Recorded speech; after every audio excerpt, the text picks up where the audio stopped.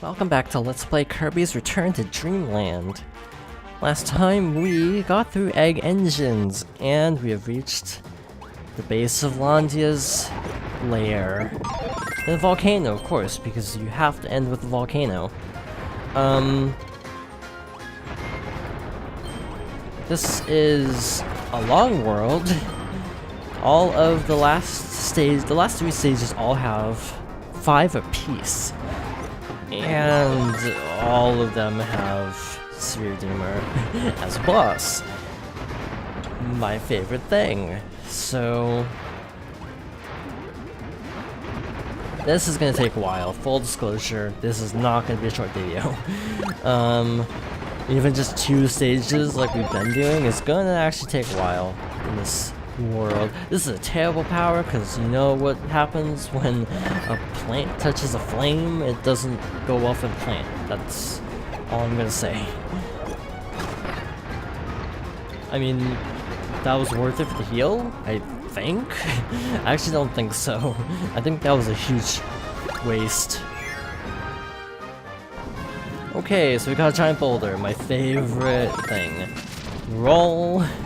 That was not as much as I would have liked. That was kind of a short roll. Guess you can say Kirby's not on a roll. Jump that. Got bomb. I'll take it just because any power is better than no power, I'd say. Got a Maxim tomato, which I will gladly take. And now we have to run through a hallway of collapsing debris. Okay, that was surprisingly less tense than I thought it would be. But again, it is Kirby, so a lot of these things that, you know, would be legitimate threats in other games is actually not that bad in this game, because Kirby. Got fire. Not sure how much that's gonna help us in this area. For obvious reasons. Plus we got a boss. And it is Water Galboros once more. Kirby reuses mini-bosses a lot. That's not new. All of them do that. Except Dreamland, because they didn't really have mini-bosses other than Paco Jr. and Poppy Bros. To my knowledge, at least. Actually, I'm not sure about that statement. I need to think about that. I think you might actually fight one of like Lolo and La first, and then you fight them together, but I'm not bursting with confidence. Oh man, that was clutch. I almost got both, and that would have been bad. If you get both, then I would have just gotten bomb back. So that's why I usually break the power shoot. That's why I usually break the power before... That's why I usually break the power before trying to defeat the boss. Just to be on the safe side. So we can use this water dash to traverse flames. We can't turn them into regular blocks because that's just too much fire. So this requires a bit of a delicate touch. Because you have to pull off the blocks, but not break the block. Frick. Like that. But luckily, it was at the very end, so I had a pretty good run there. But also, this is so manageable. It wasn't at a point where it's like, I cannot do this, I have to reset the room. So that was lucky that it happened there, instead of, you know, early on.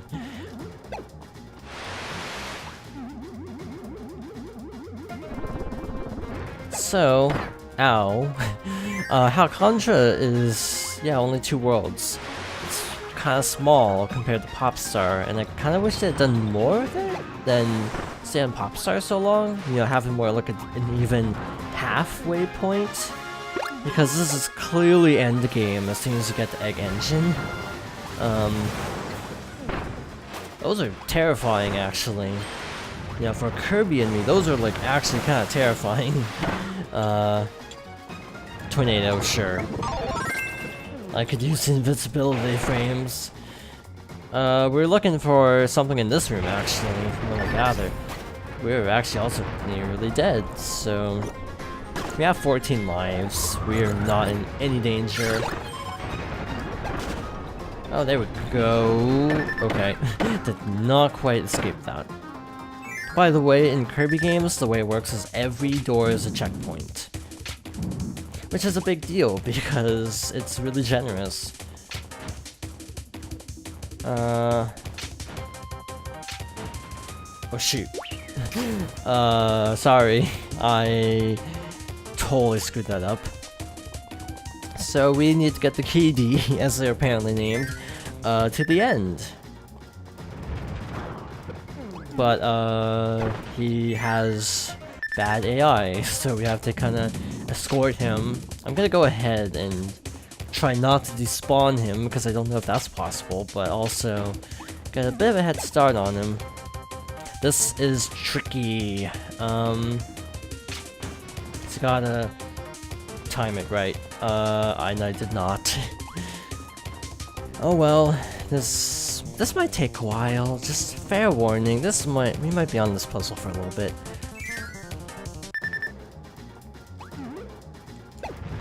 I was trying to see if I could hit the block from here.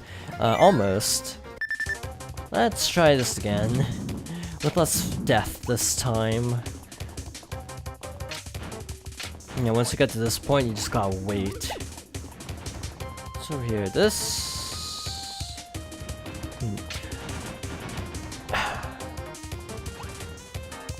I guess I have to reset this again, because I didn't know it would actually close off the other side, so I actually need to go all the way back.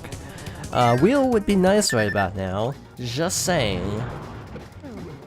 Wheel, to my knowledge, isn't even in this game, and I really wish it was, in moments like this. Wheel would definitely be useful in traversing this.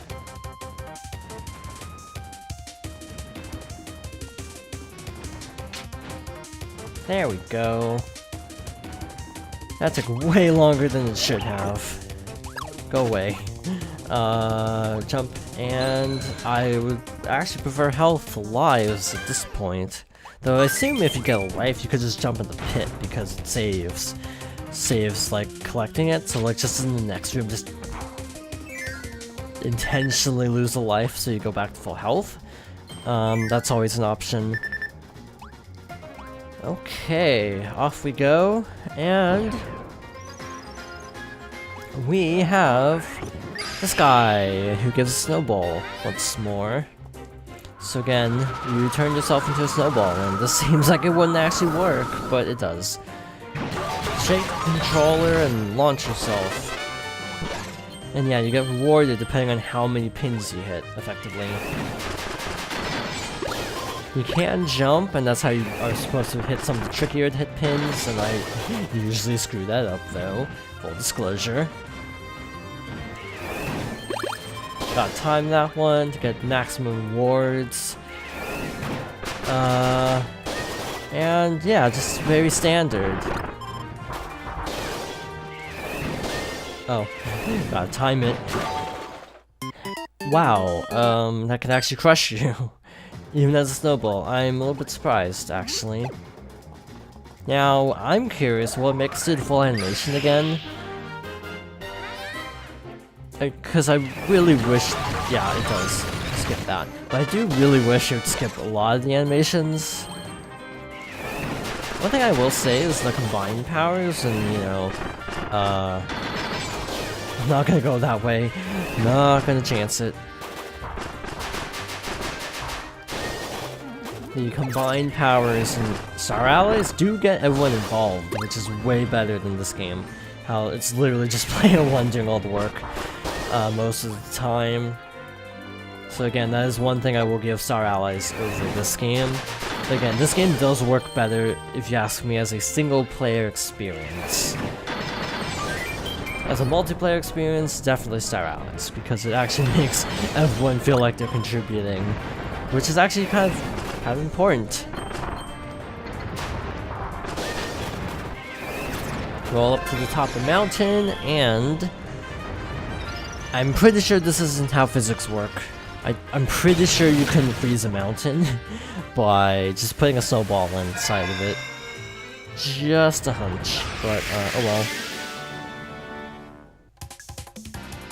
Oh, a little slow on the draw there, which might actually create problems for us in a moment. Kind of had a little bit of a deficit that I would have preferred to not have going into this section. It's actually going to be faster to do this than to try to use the block, so... yeah. Speedrun strats. I'm not a speedrunner by any stretch of the imagination. Yeah, this one is actually good to move. Actually, I think we have to move this one. Gotta kind of dash onto that one. This is actually stressful because everything is falling. Hit switch, please. Okay. Oh, that's very snappy when it does the sort of downward thing. That makes me like legitimately kind of nervous when it does that. Okay, launch all this stuff to make a path, and we should be coming up on the end, hopefully soon. Oh wow, I just was basically holding upright and it actually worked. I barely made it. Probably a couple frames. This game runs at 60 FPS, by the way, for those who did not know. So it actually looks fairly smooth. I'm honestly not used to Kirby at 60 FPS, because Robobot doesn't look 60 to me. Robobot is supposed to be 60, but I feel like misses 60 a lot. Like it tends to hover kind of like 50, I would say, for Robobot, which isn't terrible. It's better than 30, but it's kind of one of those things where I'd rather just have a solid 60 or a solid 30, but nothing in the middle. And obviously lower than 30 is kind of borderline unplayable, which is actually something I noticed. I've been working on planning a playthrough, actually, of The Legend of Zelda Majora's Mask. That's a long ways off, I will assure you. That being said, I also am going to be doing it during the N64 version. So I recently finished Majora's Mask 3D for the first time, and I've only played the N64 one time. So this frame rate being 30 and then going down to 20 playing the N64 version is really weird because there's massive input lag no matter what you do. So I can't say I'm as much of a fan of the originals as I thought I would be. I wish there was a way to basically play Majora on a console, but with an actually good frame rate. So that is level 1, or stage 1 of level 7 Dangerous Dinner. So that took like a really long time, and I feel like the other two stages are going to be similar in length. So we're going to save those. So next time we'll probably take on level 2, and if we're lucky, level 3. So yeah, thank you for watching, and I hope you join me next time for more Kirby's Return to Dreamland.